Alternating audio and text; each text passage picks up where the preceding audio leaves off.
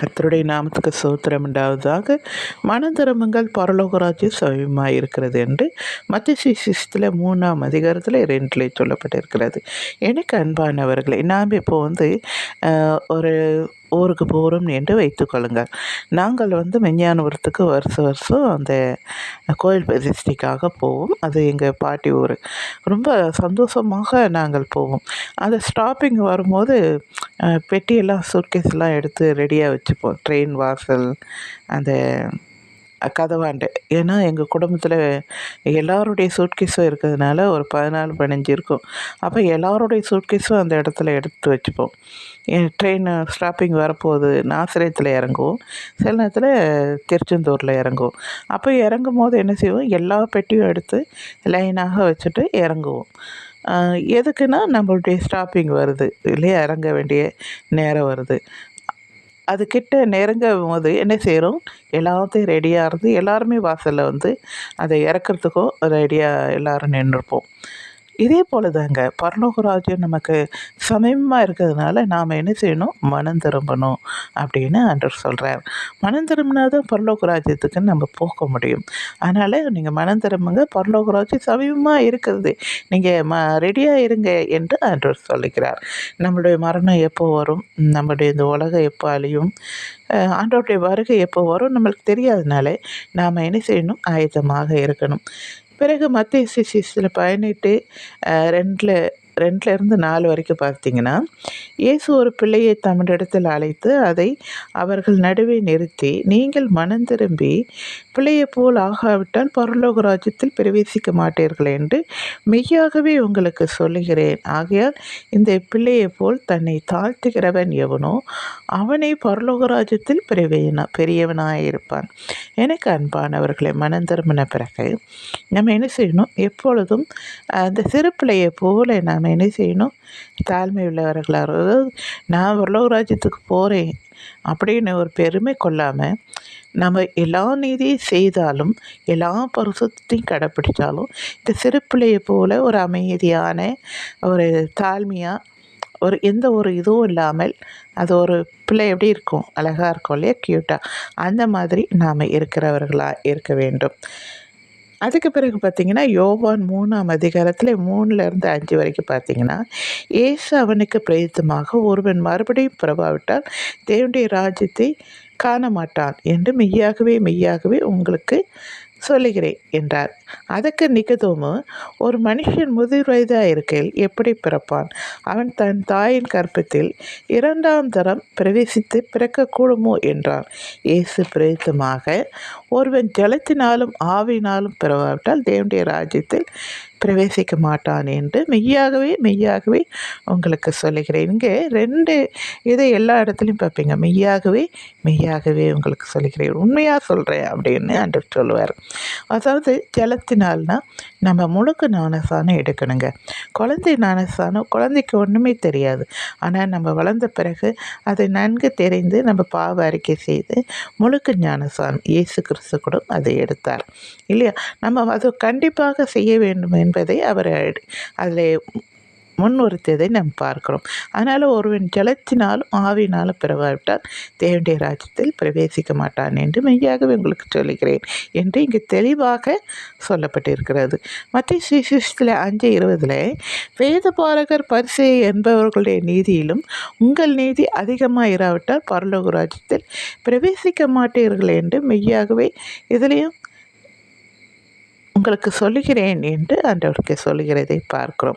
அதாவது வேதபாரகர் பரிசேயர் மற்றவர்களுடைய நீதியிலும் நம்மளுடைய நீதி அதிகமாக இருக்க வேண்டுமா. என்னுடைய பொண்ணும் பேத்தி சொல்லுவாங்க, இந்துஸுங்கெல்லாம் நம்மளை மாதிரியே எந்த தப்பு செய்யாமல், கொலை, திருடு, பொய் சொல்கிறது, பெச்சாரம், குடிக்காமல், சிகரெட்டு, எந்த தப்பு செய்யாமல் இருந்தாங்க, அவங்களும் பரலோக ராஜ்யத்துக்கு போவாங்க தானே அப்படி. எனக்கு அன்பானவர்களே, நிச்சயமாக கிடையாது. அவங்க நீதியிலும் நம்மளுடைய நீதி அதிகமாக இருக்கணும்னா உண்மை தெய்வத்தை அறிந்து கொள்ள வேண்டும். ஆண்டவர் சொல்கிறாரு, முதல் கட்டளையே என்னேண்டி உனக்கு வேறே தேவர்கள் உண்டாயிருக்க வேண்டாம். நாம் அதில் உறுதியாக இருக்க வேண்டும். எல்லா தெய்வம் ஒன்று என்று நிறைய கிறிஸ்தவர்கள் சொல்லுவார்கள். நான் நிறைய பேரை பார்த்துருக்கேன். அந்த மாதிரி இருக்கக்கூடாது. அதாவது பரிசேயரை காட்டிலும் நம்ம நீதி அதிகமாக இருக்கணும்னு என்று ஆண்டவர் விரும்புகிறார். எனக்கு அன்பானவர்களே, நான் பரிசுத்தமாக இருக்கிறது போல நீங்களும் எல்லாவற்றிலும் பரிசுத்தமாக இருங்கள் என்று ஆண்டவர் சொல்லுகிறார். 1-2 பரிசுத்தமாக இருந்தால் நம்ம போவோம் என்று நினைக்கக்கூடாது. எல்லாவற்றிலும் அவரை போல நம்ம பரிசுத்தமாய் நடக்கிறவர்களாய் இருக்க வேண்டும். அதுதான் பரிசேயரை காட்டிலும் உங்கள் நீதி அதிகமாக இருக்க வேண்டும் என்று ஆண்டவர் இங்கே விரும்புகிறார். பிறகு பார்த்தீங்கன்னா மத்தேயு சுவிசேஷத்தில் 7ஆம் அதிகாரத்தில் 21 பரலோகத்தில் இருக்கிற என் பிதாவின் சித்தத்துப்படி செய்கிறவனே பரலோக ராஜ்யத்தில் பிரவேசிப்பானே அல்லாமல் என்னை நோக்கி கர்த்தாவே கர்த்தாவே என்று சொல்லுகிறவன் அதில் பிரவேசிப்பதில்லை. அதாவது நம்ம மனம் திரும்பினால் மட்டும் போதாது, பிதாவுடைய சித்தத்தை நாம் அறிந்தவர்களாயிருக்க வேண்டும். சிலருக்கு ஆண்டவர் தாளந்தை கொடுப்பார். அதாவது பாட்டு எழுதுறது, தீர்க்க தரிசனம் சொல்கிறது, மெசேஜ் சொல்கிற ஊழியக்காரங்களாய் ஆண்டவர் தேர்ந்தெடுப்பார்.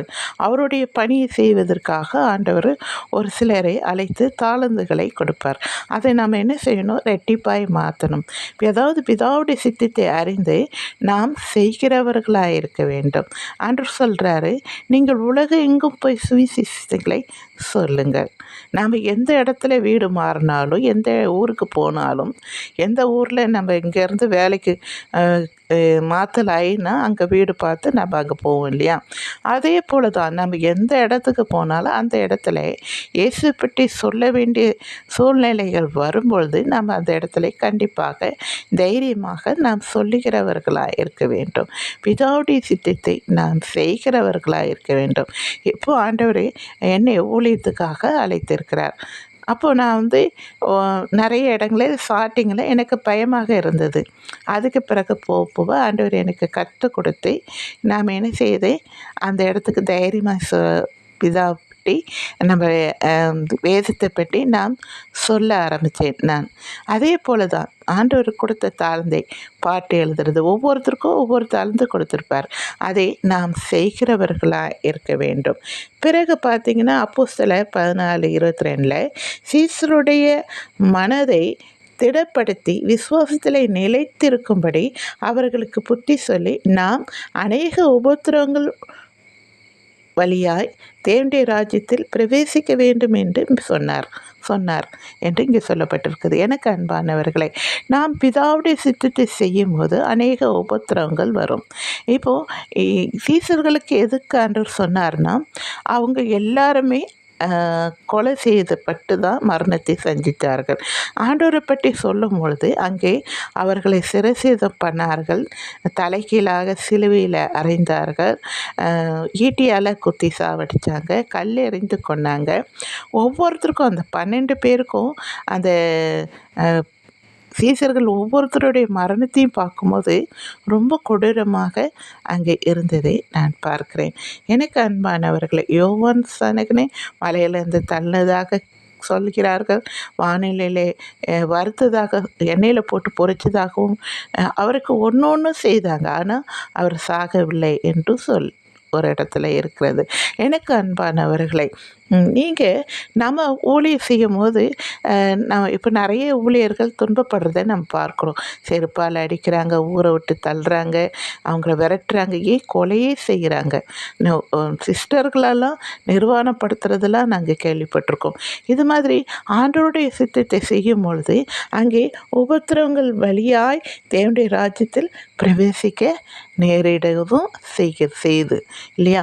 அதனால் கிறிஸ்துவ நிமித்தம் பாடுபட்டால் அது நிமித்தம் சந்தோஷப்படுங்கள், நீங்கள் பாக்கியவான்கள் அப்படின்னு ஆண்டவர் ஒரு இடத்துல சொல்லுகிறார். எனக்கு அன்பானவர்களை, நாம் ஊழி செய்யும் பொழுது நிறைய உபத்திரவங்கள், என் மரணம் கூட நேரிடும். இதன் வழியாகவும் பரலோக ராஜ்யத்தில் பிரவேசிக்க வேண்டும் என்று ஆண்டவர் இங்கே சொல்லுகிறதை நான் பார்க்கிறேன். எனக்கு அன்பானவர்களை, எப்போ பரலோக ராஜ்யத்துக்கு நாம் எப்படி எந்த வழியாய் நாம் போக வேண்டும் என்பதை நீங்கள் புரிஞ்சிருப்பீங்க. ஆயத்தமாக இருங்க, மனந்திருங்க, பரலோக ராஜ்யம் சமயமாக இருக்குது என்று மறுபடியும் நான் சொல்கிறேன். பிறகு பிதாவுடைய சித்தத்தை அறிந்து செய்யுங்க. தேங்க்யூ. உங்களுக்காக நான் ஜெபித்து கொள்கிறேன். கேட்குற ஒவ்வொருத்தரையும் ஆண்டவர் வழி நடத்துவாராக. உங்களுக்காக எப்பொழுதும் நான் ஜெபிச்சிட்ருப்பேன். நீங்கள் தைரியமாக ஆண்டவருடைய பணி செய்து படிங்க. தேங்க்யூ.